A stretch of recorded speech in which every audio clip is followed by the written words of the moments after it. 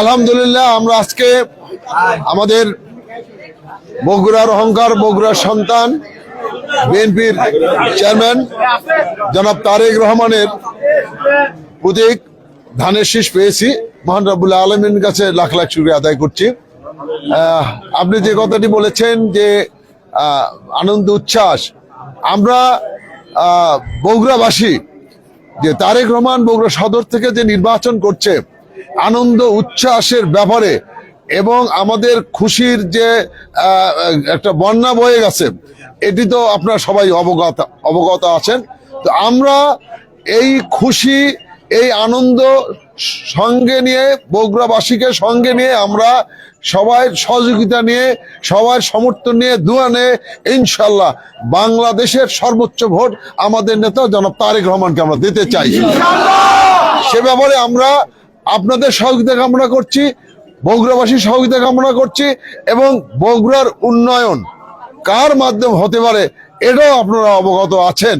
কাজে আমাদের সামনে সুযোগ এসেছে, এই সুযোগ সবাইকে কাজে লাগাতে হবে। আমাদের যে প্রার্থী রয়েছে তাদের বিরুদ্ধে যারা যারা প্রতিদ্বন্দ্বী প্রার্থী রয়েছে তাদের সবাই আমাদের হলো প্রতিদ্বন্দ্বী, এবং আমরা মনে করি সবাই তাদের সাথে আমাদের ভোটের যে একটা লড়াই সেটা হবে। আমরা কোনো ব্যক্তি দলকে আমরা মনে করি না।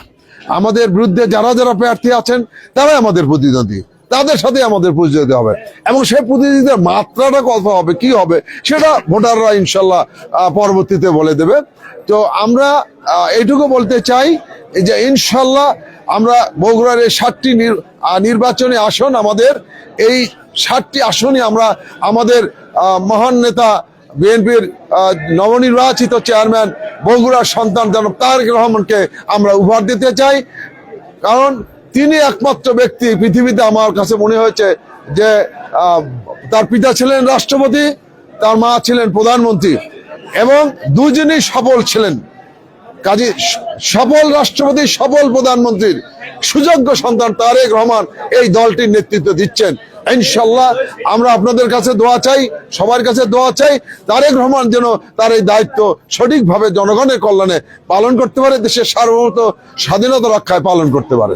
17 বছরের মানুষ বঞ্চিত ছিল, ভোট দিতে পারে নাই, দিনের ভোট রাতে হয়েছে।